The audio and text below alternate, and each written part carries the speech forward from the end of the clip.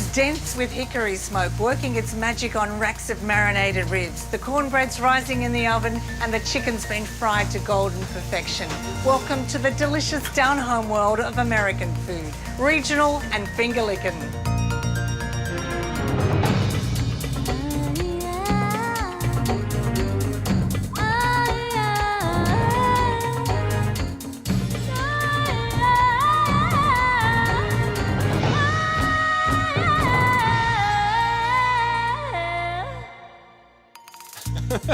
Join our food safari to learn how to make the stickiest, most tender ribs on the barbecue.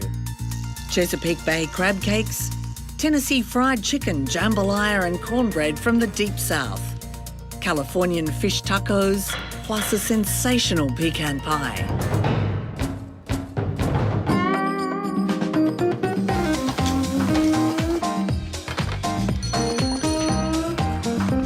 The food in the US actually is much better than Australians generally imagine. There is lots of prepackaged stuff, a lot of fast food, but there's also a lot of great produce, a lot of great products. They call America the great melting pot, people from all over the world coming and then over 2 centuries blending all their cuisines together. And that is really what I think American food is. George Francisco was born in Mississippi in America's South and trained as a chef in Virginia before cooking in San Francisco and now in Australia, heading up the acclaimed Jonah's restaurant, perched on the cliffs of Sydney's Whale Beach. George, you can't think of American food without a lot of meat. Yeah, that's for sure. And I think that's one of the reasons why the hamburger is so popular. The other thing would be ribs. Like beef ribs, for one, are big with everyone there, and even pork ribs is one of the best. Just dig in and eat and get it all over your face kind of dish. Yeah, yeah. And nothing goes better with corn on the cob than ribs, I don't think. Turkey is one of the cornerstones of what I think is the best food experience in the States, which would be Thanksgiving. I think Thanksgiving has always been my favorite holiday because it's the one day all Americans actually eat really well. The new way to cook it, or the most popular way lately, is to deep fry it whole. I actually have a great recipe where I soak it in Jack Daniels for a couple of days and then deep fry it. It cooks in about 40 minutes, even really large ones where it would take 3-4 hours to cook it normally. Wow. And it comes out just perfectly. Crisps up the skin so nicely, it cooks all through and it comes out much juicier than normal. Wow. It's a beautiful way to eat it. We love our seafood, just like I think most people in the world do. Specifically, I love crab. I still think the blue crab is the #1 crab in the U.S. Some of the great crab recipes, what would they be? Crab cakes for sure. That would be the #1. What's the closest thing Australia has to clams? Vongole is a clam, in our opinion. The cherry stone clam is the one that I think is predominantly used for clam chowder, which is a clam of probably about this large and has a really sweet taste. And in the New England area, they actually eat them raw, which is, it's a step if you've never done it before.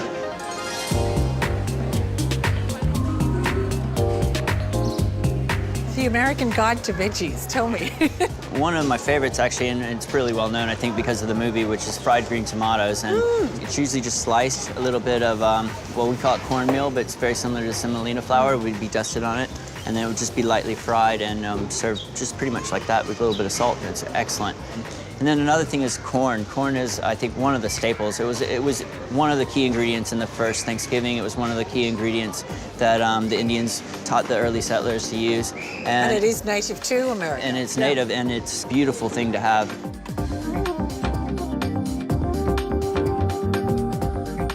I don't think you can talk about American food without talking about packaged goods. And one of everyone's favorites in pretty much the whole world would be Tabasco. And what it is it's a vinegary chili sauce. And it works great with Mexican food, American food, any kind of food.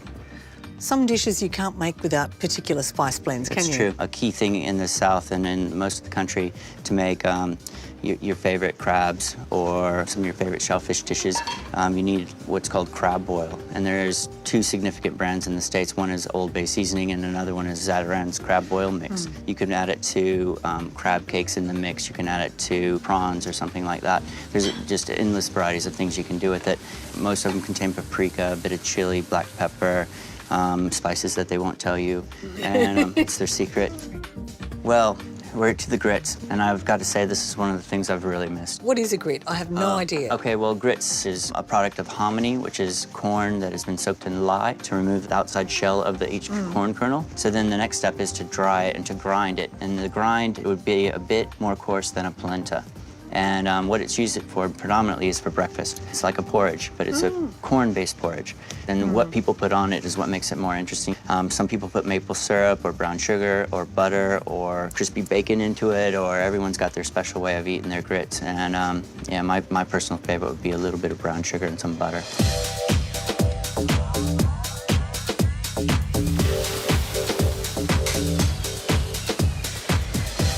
For centuries, the North Americans have perfected the art of barbecuing, using a number of different techniques to build in flavour. But so much goes into it that they'd never have a barbecue with less than 24 hours notice. An American barbecue would require a lot of planning and preparation, a little bit more time than an Aussie barbecue where you're just firing up the grill.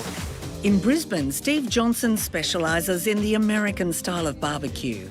His restaurant Blue Smoke using tried and true methods to achieve perfection. One of the techniques is a rub with dry spices. It's one of the key ingredients to making sure that you're cooking authentic American barbecue. Smoking the meat using a range of different woods adds another level of flavour. The majority of the wood that we use is hickory wood. That's going to bring a strong sort of smoky flavour to the meat. And then it's cooked again. Right. After it's been smoked for that 3 hours, then we put it on the grill, then mop it with the barbecue sauce, and then you serve it right up. The best moment is when, you know, you've got barbecue sauce all over your face and all over your hands, and you're just getting into it. You have to. Finger licking. Absolutely. When it comes to barbecue sauce, chef Victor Pizzapia is well known on 2 continents. He's owned and run restaurants across the United States and created the popular Rattlesnake Grill in Sydney before starting up hands-on cooking classes to teach techniques and flavours. Much of his influence is from the American West, where ribs are king. I think ribs probably are soul food for Americans. You know, we sort of started off pre-Civil War when, you know, the hogs were like, you know, just caught and killed and, you know, basically like slow roasted them. And then when you actually put it onto the barbecue, it has that lovely smoky flavor with, you know, really good taste and things like that. So it's really good, yeah. Victor starts by mixing a dry spice rub using sweet paprika, onion powder, garlic powder, black pepper, dried oregano and thyme, and the beloved cayenne pepper. This is a pork rib. Okay, this is fairly traditional. So what I want to do is I want to just put it in some alfoil, and we're going to take some of that beautiful rub and just bring it right on top of the meat. And so you just get that all in there like that. And then use some real American beer. Just add a little bit to the ribs, just on top. So it just sits in the beer a little bit, and then you just cover it over. The ribs marinate for an hour or 2 and are then baked for 2 hours in a slow oven. Meanwhile, Victor whips up a barbecue sauce in a blender using sautéed onion and jalapeno chilies with fresh tomato puree, a smoked chipotle chili, a spoonful of molasses, brown sugar and chopped garlic. You don't have to blend it to death. This is then cooked with white vinegar, Worcestershire sauce, Tabasco and tomato paste. The very end. Just a couple teaspoons. Wow, that really darkens up, doesn't it? So next step is we're going to take that beautiful barbecue sauce and slather it. Wow. Slather them a little bit more. Now I think we're just about ready to try some. Oh, those ones are mine. Oh, look. Look at how, see how it's falling right off the bone. Victor. Babe, that's for you. Thank you. Oh, Victor. Melts right in your mouth, doesn't it? Oh, that's beautiful.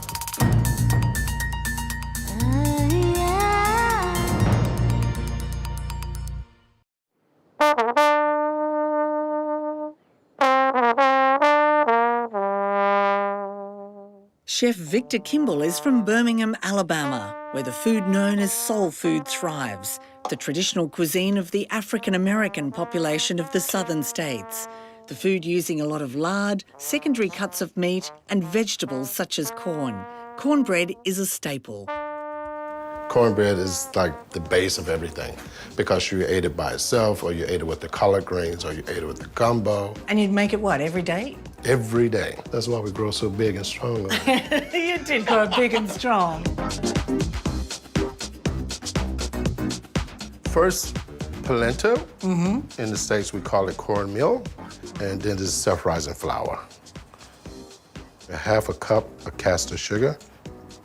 You put just a little pinch of salt in there to take some of the sweet out. And then you'll find in the South, they cook with a lot of butter. Yes. A lot of butter. Yeah. So for this, I use 3 eggs. It's because I want a nice, fluffy cornbread. Victor mixes it and adds a cup of creamed corn and some full cream milk.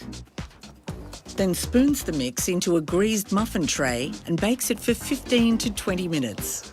If you in the South, because they have that deep Southern drawl, they say, "Now, can I have some of that cornbread?" Well, can I say that? Can I have Cool. some of that cornbread? You sure can. Have some of this cornbread, girl. Yummy.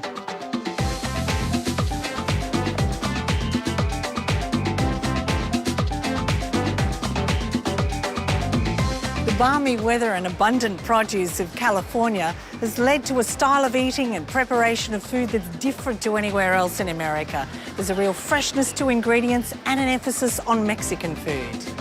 One dish that typifies Californian cuisine is fish tacos, a recipe originally from Baja California, the northernmost state of Mexico. Fish tacos was one of those things that, like many things in California, that sort of evolved in California using fresh vegetable ingredients like the salsas and things like that. So it's a very healthy taco. American-Australian John Boland brought his recipe to Australia when he emigrated 25 years ago. He now rolls tacos in his Aussie Mex takeaway in Byron Bay. John prepares fresh snapper fillets by brushing them with oil, adding lime juice, salt, and a sprinkle of chopped coriander and cayenne pepper. We can put it right on the barbecue now, or put it in your fridge for a couple hours if you want to, you know. He tosses shredded cabbage with red onion and chopped coriander and mixes a Baja sauce using sour cream and yogurt, chili powder, lime juice and salt. And that's your Baja sauce. Here we are once again at one of my favorite spots, doing what I like to do best. Ah, Put that on there. The spicy side first. Yeah, I want to put a little bit of chili on this. I mean, what would life be without really good chili sauce? Exactly. Gives a great colour too. These are corn tortillas. So you need to heat these to make them pliable. Yeah, you don't want to eat them raw. I like the flour ones too. I mean, the corn ones are more traditional, but I really like the flour ones. So is this the smell of California for you? Fish and tacos on the barbie? Especially the corn tortillas. Yeah. The key here is not to put too much in a fish taco because it's hard to roll. Then we put a bit of the Baja sauce on it. Salsa, cabbage salad. Okay, show me how you roll a fish taco, John. Well, if you just put the end in like that, just to hold it so it doesn't fall on you. Plus, if you're lucky, somebody may have a shaker full of margaritas. Whoa. You go for it. Why don't you have the margarita and I'll have the fish taco? Cheers. Thank you so much. Bien. Salud. Fish rocks. Very good.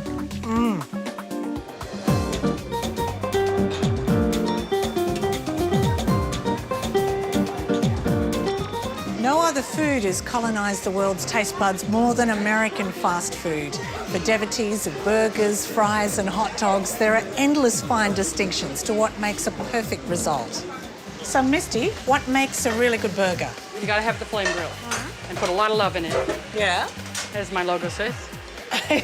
And you don't keep flipping, Nope. only one don't time? touch it, don't touch it, don't mash it, don't stab it, don't let the juices out, because you leave it alone. Once you flip it, just leave it. Double whammy. Misty Singer decided that Melbourne was ready for some of the food her country was famous for. Her diner has been a magnet for expats and Aussies alike. Why do American people love diners, Misty? Remember the TV show Cheers, Everybody Knows Your Name? Everybody knows your name. When you walk into a diner, it's like coming home, and everybody knows the names of the customers that walk in the door. It's home cooking. It's big roasts, it's big chickens and big meat platters and lots of French fries. So this is not health food, is it? Well, I'll be honest with you, it's not something you'd want every day, but... It's addictive. Oh, it's very... So everybody that comes in usually has something that they will order every time? Every time. And then you just lean over and dig in.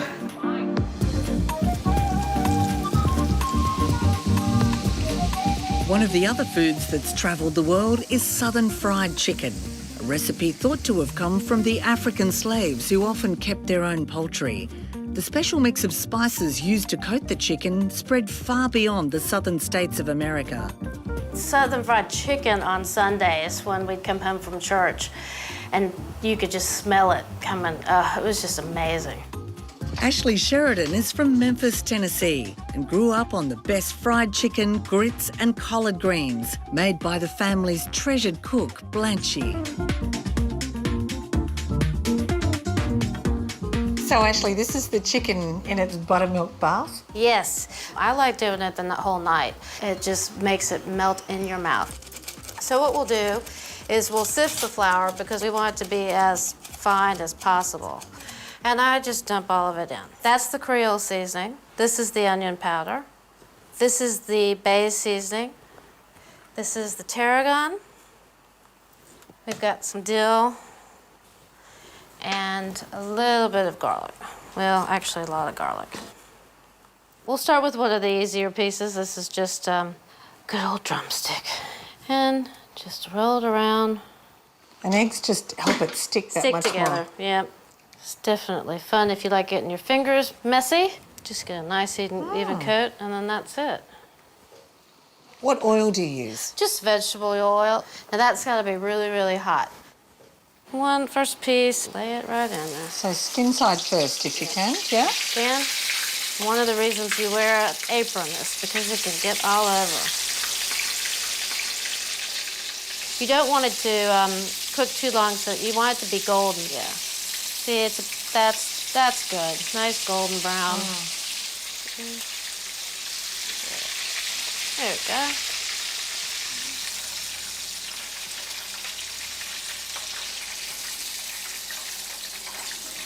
We'll stick it in the oven. I love this, the Memphis Sunday lunch. This is the Memphis Sunday lunch. From Miss Ashley, done well. Thank you. Thank you.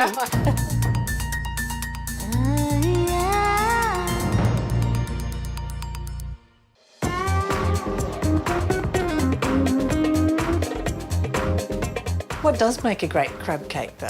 Well, in the Chesapeake Bay area, the thing that makes a great crab cake is the crab. It's, I'd say, 98% crab meat, and you can't really go wrong with that as long as the crab meat's fresh.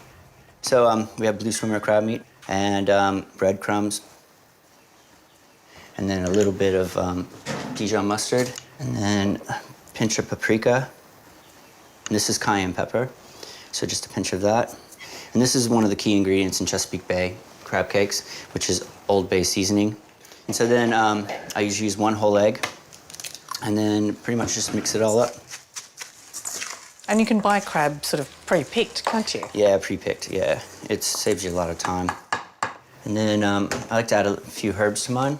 Oh, nice. They look Or good too.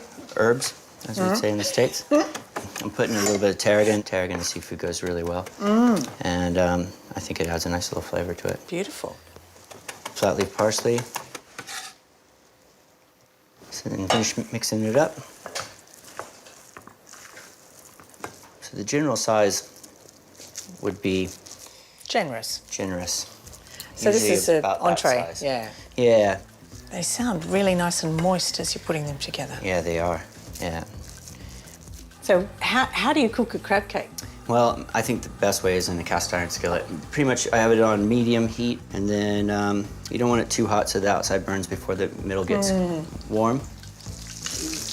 You don't want to flip them too many times. So you want them to get pretty brown like that before you flip them.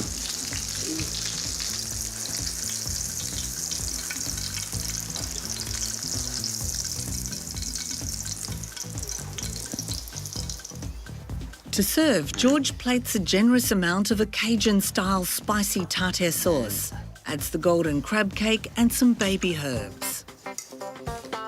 Very classy. Yum.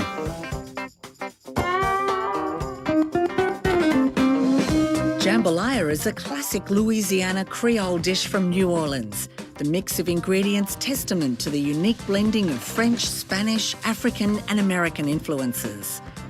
Jambalaya is believed to be an attempt to recreate a Spanish favourite, paella, using New World ingredients and a different range of spices.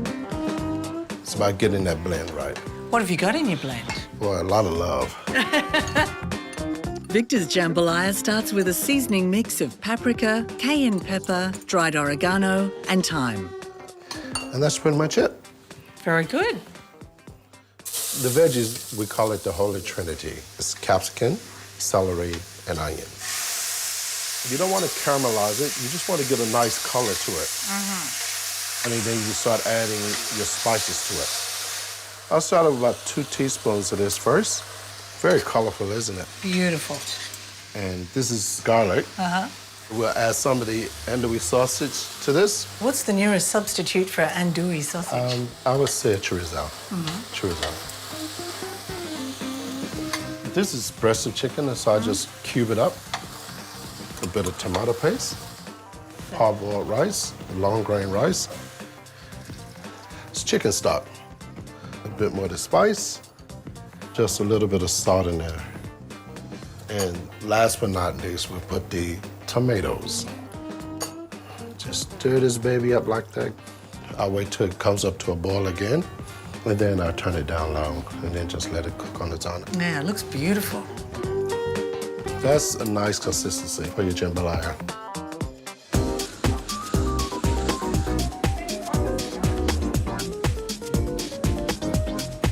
When it comes to sweets and desserts, the United States does it bigger and better, from brownies to sundaes and all sorts of pies. Wouldn't be a diner that you don't go into in America that does not have lemon meringue pie, apple pie, pecan pie. Norma Barn is a former New Yorker who now has a blissful life travelling the world and collecting recipes from the far corners of the planet.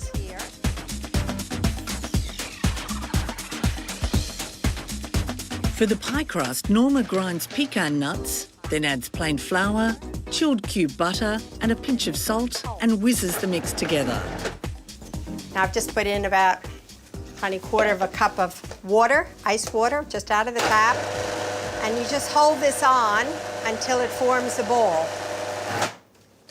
Nothing could be easier than that. That was the 2-second Have pie a look crust. here. That's the 2-second pie crust. Wrap it up in a bit of Glad wrap and put it in the fridge for about half an hour. Once the pastry's chilled, Norma rolls it out and shapes it into a pie tin. She pricks the pastry to stop it rising when she bakes it for 15 minutes. Break 3 eggs. Next, the filling, starting with 3 eggs, half a cup of caster sugar, a mix of 3 tablespoons of melted butter and a cup of corn syrup. She adds the toasted pecans and corn flour to thicken the mix, then whisks it together and pours it into the hot pie crust and bakes it for an hour at 180 degrees. It's a very rich cake, so go easy on the slices, although I have no trouble eating a big piece. We both have something to eat and say, isn't this delicious? Happiness? That's just sensational. No. Not too sweet. Is this bad for you? No. It's very good for me. It gives me energy. On our next safari, a journey into the delicious and intricate world of Jewish food. Do you eat fingers? No, in the South, we Bells do not eat with our fingers. No. Come on. You want to stick that in the jambalaya, you want to scoop it up, what we call sopping it up. Sopping it up Yeah. with your cornbread. With the cornbread.